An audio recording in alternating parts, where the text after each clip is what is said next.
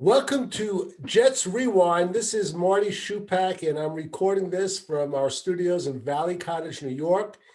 It's Sunday, February 27th. It's 3:38 p.m. It's in the afternoon, and I just want to welcome you all. I'm doing this show solo. I just finished doing my top 51 prospects for the NFL draft, which I love doing. It's a ton of work. And unlike a lot of these experts, and full disclosure, I cannot have access to some of the information they have. That's number one. And number two, I try not to focus solely on the highlights on YouTube because everyone looks tremendous. Like, they're an all-pro if you look at the highlights. So it's a combination of getting game film, speaking to people I know, reviewing the Senior Bowl, East-West Shrine game, and putting together some reports that I find relevant. I came up with my list of 51. It was actually 52, but unfortunately I duplicated one name. A Jets Rewind fan named Stu, I didn't get your last name, was sharp enough. As soon as I published the report, he contacted me, said I put a player there twice, which was my mistake. Probably that's what happens when I have both Fox News and CNN News on at the same time in the background, trying to follow this whole Ukraine situation that's going on, which I don't want to get into. But, it's funny because this President Putin, he's done something that no politician or president has done in years. He's actually gotten Republicans and Democrats united, which is really unbelievable. But that's for another show and in a different podcast. All right, so for better or for worse, let's go through this quickly. I'll probably take it like 10 at a time, make some comments on my top 51.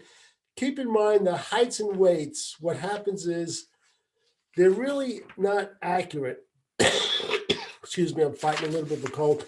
Case in point, a few years ago, when I was up in Portland, I used to go up there meeting Ralph Schrager and Ray Clifford and to watch the Jets practices. I was standing nose to nose with Mark Sanchez. He was listed at 6'3" when he first came in his rookie year, and I'm 6'2". I had a definite inch on him.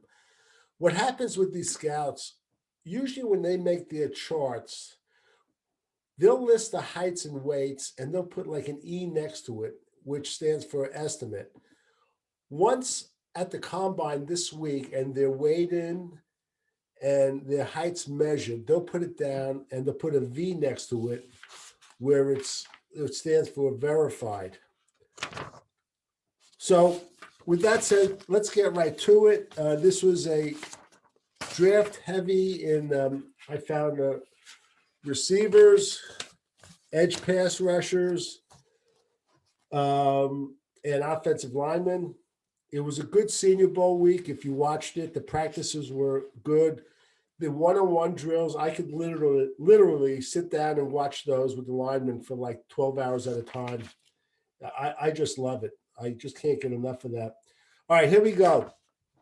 Prospects, I'll read it off, and then I'll try to give you my opinion going from the notes I made. And by the way, it's right on the website. You could follow it.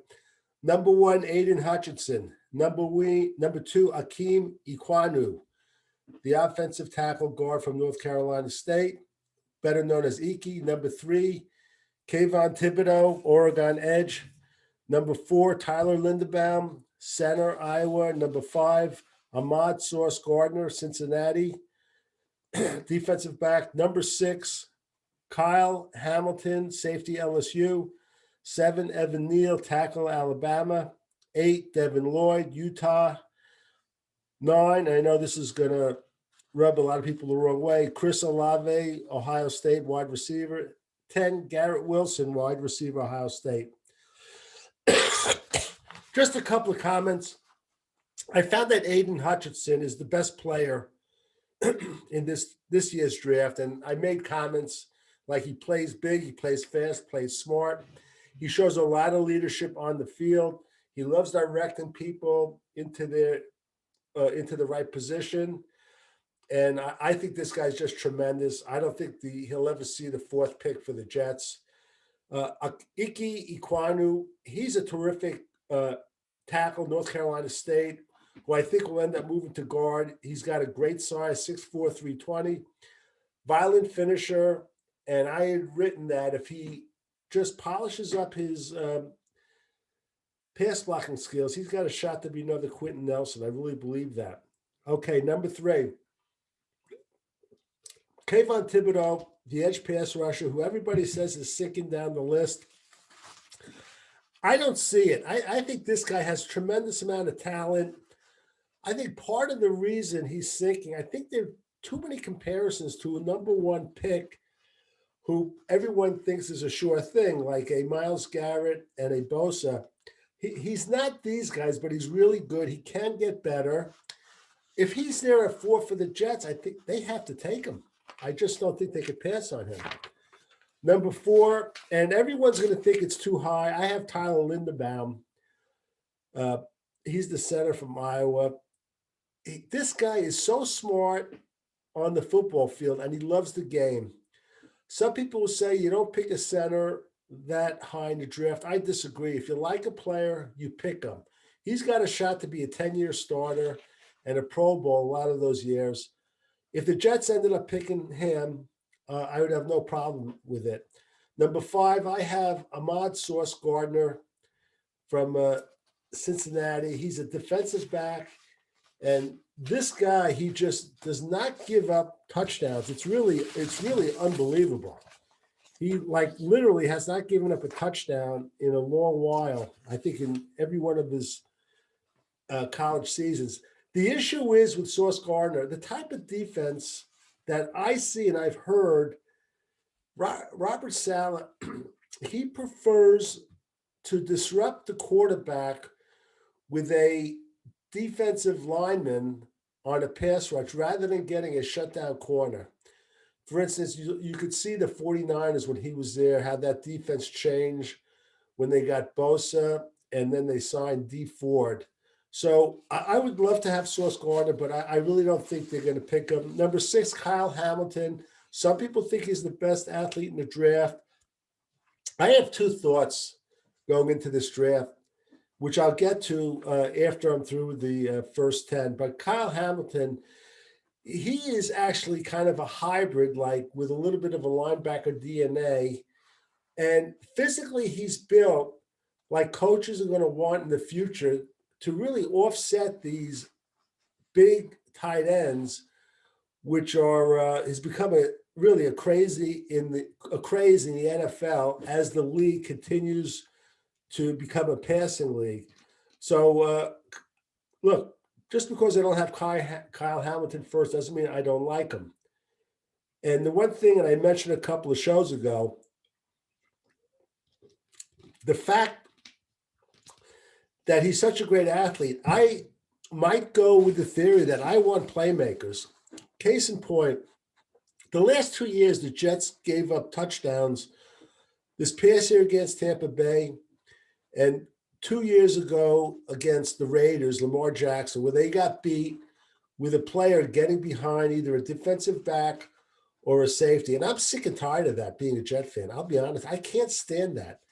I want somebody, and if Kyle Hamilton's the type who can anticipate, and he's smart and he can cover ground, if you could convince me he's that type of playmaker, I have no problem the Jets take him. Number 7, Evan Neal, tackle, Alabama. He might be the most NFL-ready player in the draft. He can run and pass block equally well. Devin Lloyd, number 8. Utah, 6'3", 235, might be the best all-around linebacker in the draft. The Jets need linebackers. This past year, he had 110 tackles, 22 tackles for loss, 8 sacks and 4 interceptions. Number 9, this wide receiver board is so close. There's such a little disparity between 5 and 6 guys. I picked Chris Olave. One of the reasons he came back for another year, and he's got more games under his belt. He's an incredible route runner who doesn't get enough love for being a fast runner. And it's been said that he's got better straight ahead speed than Garrett Wilson, his teammate. I think this could be the safest and best wide receiver choice in the draft. He's also great on contested catches. And the guy just catches everything. It's incredible. He catches everything. He has got a great catch radius.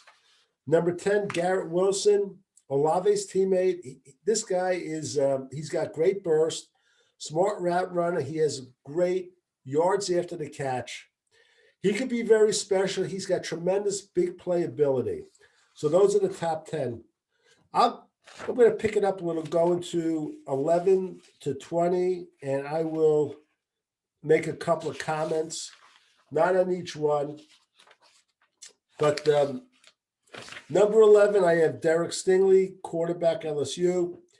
He hasn't been the same since his freshman year. If he gets back to that form and can overcome the injury stigma, he's an excellent ball player, great ball hawk. He can cut off half the field.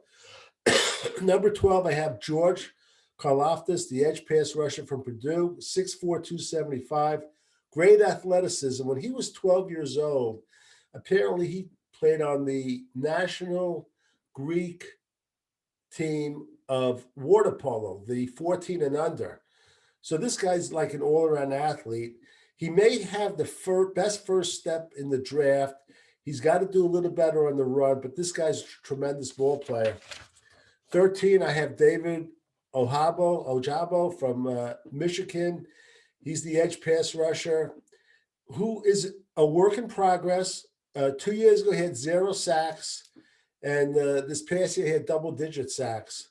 And he could start the season as just a player on the third down and ease into his second year as a 3-down player.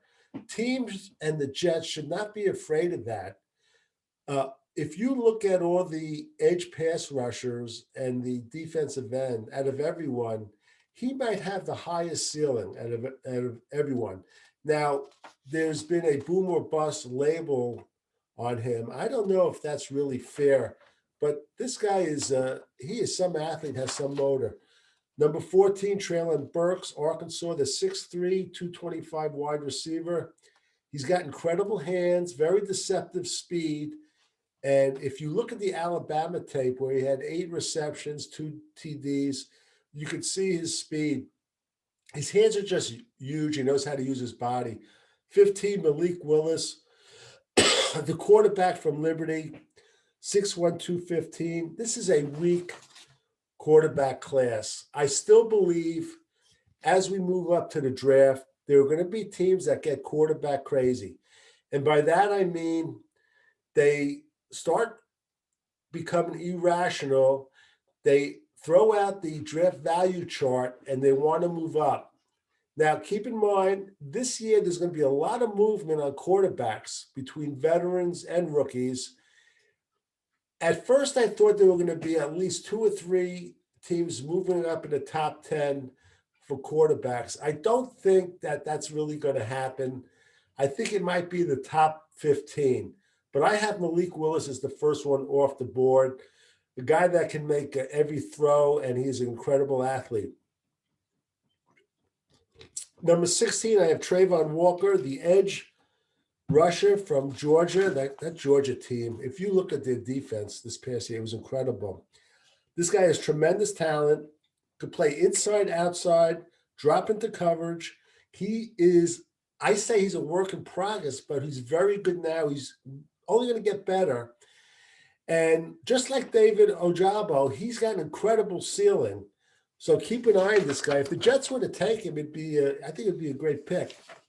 That's number 16.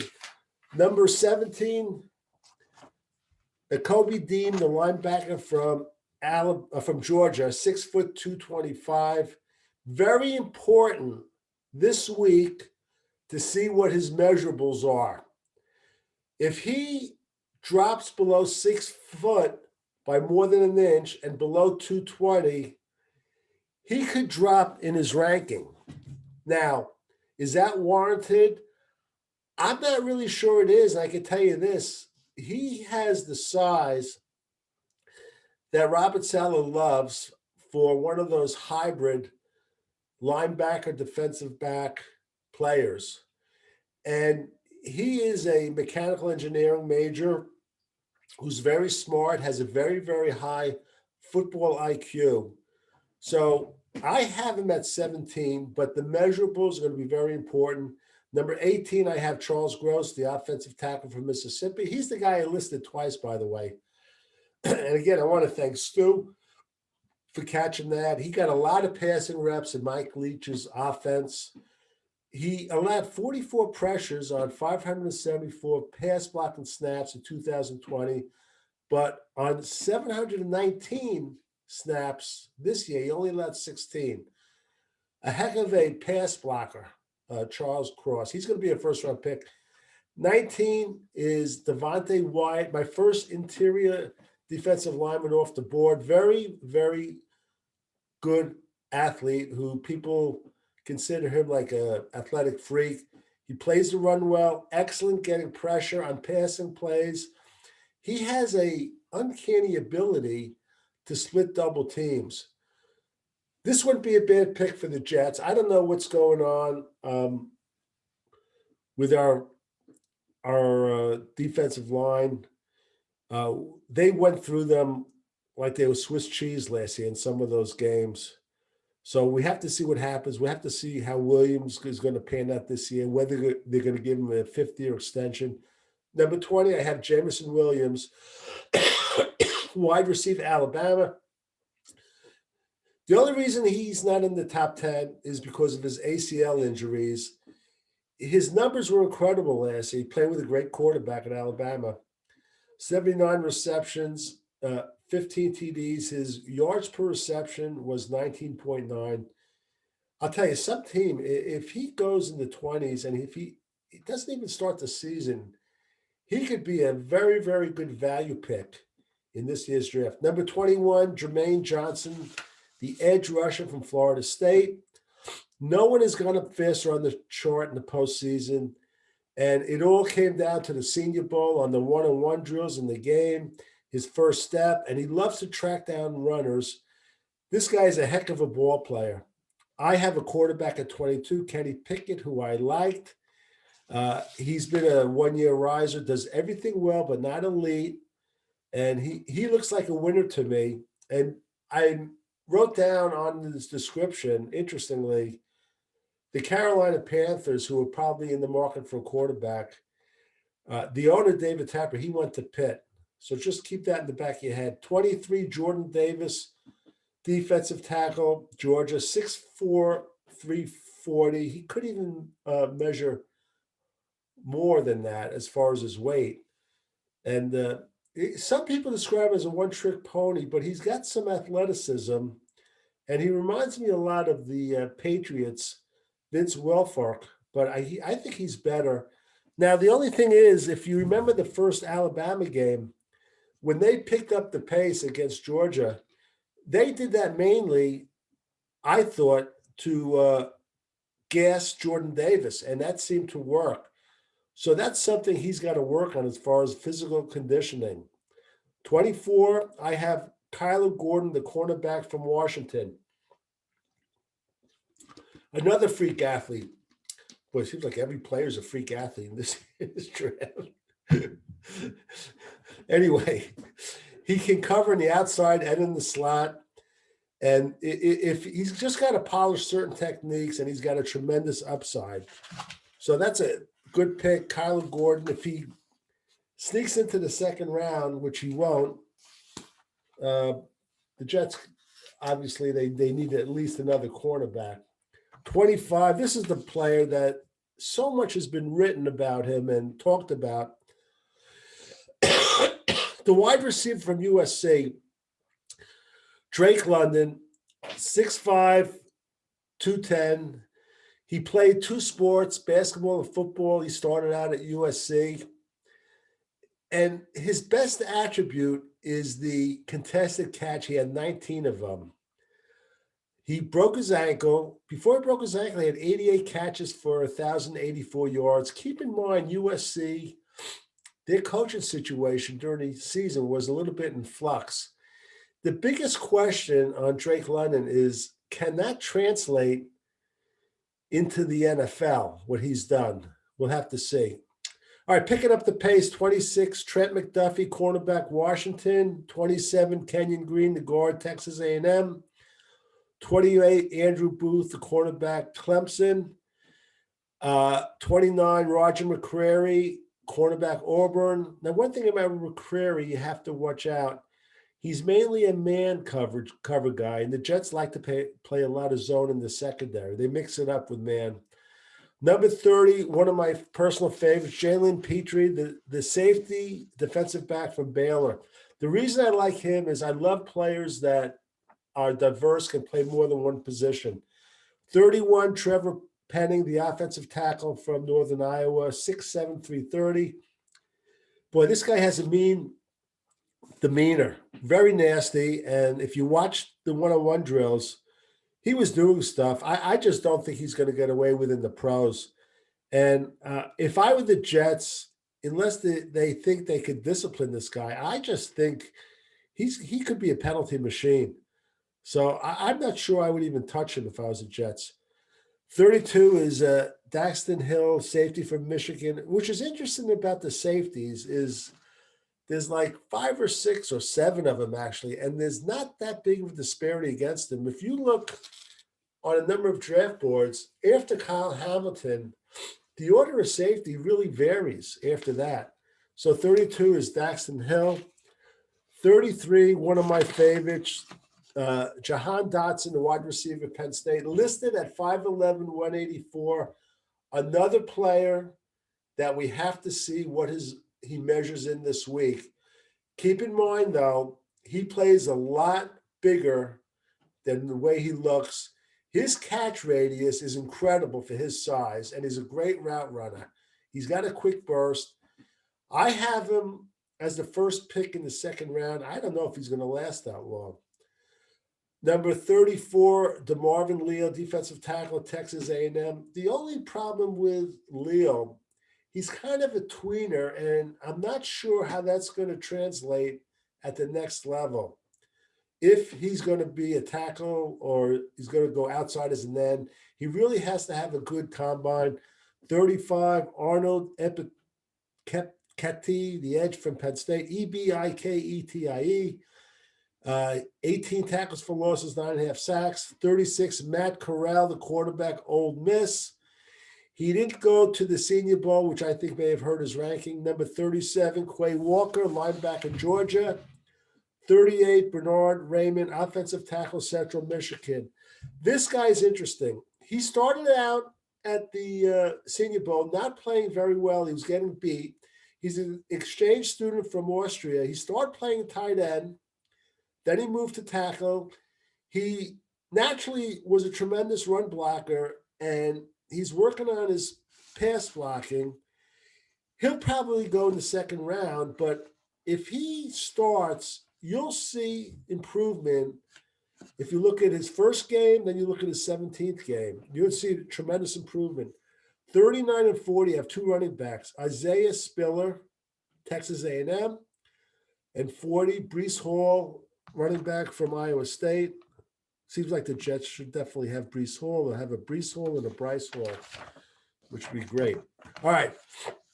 41, Jacqueline Brisker, safety, Penn State. 42, Boye Mafe, either a defensive end or an edge from Minnesota. He's been a late climber that everyone has loved, another athletic freak. And I think his first year, if a team has a edge one, he'd be a perfect complement on the other side. 43, Christian Harris, linebacker, Alabama. 44, Drake Jackson, edge, USC. Interesting about Drake Jackson, he's got a very, very good football IQ, knows when to drop back in coverage. He's got a good first step. I believe his best football is ahead of him. Again, at USC, the coaching was in a flux. I think coach well, he's got a chance to be a really good ball player. Zion Johnson, the guard from Boston College, number 45. He's also played center. Lewis Cine, Cine, Georgia, another safety. Number 46. Number 47, David Bell, Purdue. David Bell, Purdue. In a very deep wide receiver class, he's the one receiver that doesn't get hardly any love. It's incredible to me that everybody's talking about the Ohio State receivers, Alabama, Drake London, Traylon Burks, but David Bell, all he does is does everything very good. So keep an eye on him. He's a good ball player. All right. Okay. We're moving on. We're coming towards the end. And 48, I guess I have the quarterback from North Carolina, who's 6', 221, who's Sam Howell. And I wasn't impressed with the Senior Bowl week, but he had a lot of injuries with his skill positions. Number 49, Darian Kendrick, Georgia, 5'11 and a half, 202 pounds. He's a former receiver. He transferred from Clemson. Excellent coverage skills. He just lacks a little bit of elite speed, so his 40 time is very important. 50 and 51 are two of my favorites. 50, Ralph Schrager turned him on to me, my co-host. George Pickens, Georgia wide receiver, 6'3", 200. If Jameson Williams is a top 25 pick without his ACL injury, Pickens probably was a top 25 pick also. Both of them suffered the ACL injuries. I really believe that the doctors will be the determining factor as to when he'll be drafted. But if he goes anywhere in the late second, early third round, he could be a steal. Number 51 is the last player to make my list, top 51. I have Chad Mumma, a linebacker from Wyoming who, to me, has incredible anticipation. He's got incredible smarts about him. He knows how to read quarterbacks. This past year, he had 21 pressures, 3 picks, and 68 defensive stops. He's got a great burst. And I'll be honest with you, there was another linebacker who ended up playing in the Super Bowl for Cincinnati, Logan Wilson, who had a great first quarter. Some of the Wyoming coaches are whispering that Chad Mumma is a better ball player than Logan Wilson. So we'll have to see about that. Anyway, we're closing in on the draft. It's like 2 months away. We're going to be having our second mock draft this week on Jets Rewind. After the combine, I'm going to revise my list once I see the verified heights and weights. Feel free to make comments to me if you want, just right on the website. If you want to email me, email me at greenrewind@gmail.com. Until next time, this has been Marty Schupak.